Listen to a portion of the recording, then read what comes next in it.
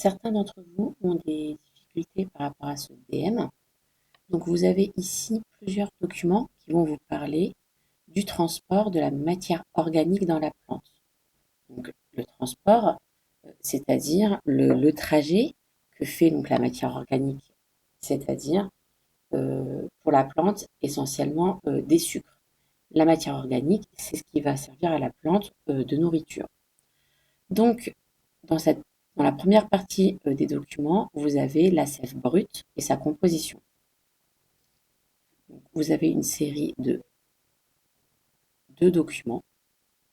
Et ensuite, vous avez la sève élaborée et sa composition. Donc déjà là, vous avez des indices quant au fait qu'on va comparer deux types de sève. Donc, sur la sève élaborée, vous avez ensuite les documents 3, 4 et 5.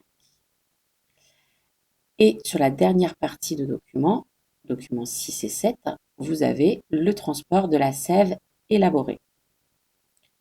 Les trois petites questions que vous avez en bas, c'est ce que vous devez faire. Donc déjà, à l'aide de ces trois questions, vous allez pouvoir déterminer, donc c'est ce qui est indiqué en rouge, comment la matière organique circule depuis les feuilles jusque dans les autres organes.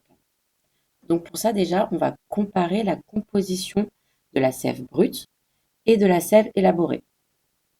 C'est écrit voir page 156, mais en fait, c'est les premières pages. Vous pouvez voir que la page 156, c'est celle qui est indiquée ici. Donc, en regardant les documents et en trouvant les bons documents, vous allez pouvoir trouver les compositions de la sève brute et les compositions de la sève élaborée. Composition, ça veut dire de quoi c'est fait. Qu'est-ce qu'il y a dans les deux types de sève. Donc, vous me citez bien les documents que vous utilisez. Vous n'allez peut-être pas tout utiliser dans les documents. Là, il va commencer à faire une sélection. Quand vous utilisez un document, n'oubliez pas de le présenter. Ensuite, dans la question 2, on vous demande de trouver un argument, de trouver quelque chose, un indice qui suggère, qui va dire que le saccharose, donc le saccharose, c'est le sucre, c'est-à-dire donc la matière organique, le saccharose trouvé dans la sève élaborée a été produite par les feuilles et donc donner le nom du processus qui a permis la production de la sève élaborée. Et là, je vous indique clairement le document. C'est le document 5 que vous devez étudier pour pouvoir trouver ce qui suggère que le saccharose est dans la sève élaborée, qui est dans la sève élaborée a été fait dans les feuilles. Et à la fin, la troisième question, vous devez réussir à déterminer, donc à trouver grâce au document, dans quel sens circule la sève élaborée. C'est-à-dire, en utilisant le document 6 et 7,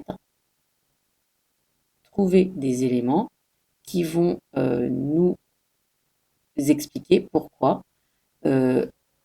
vous allez me donner le sens.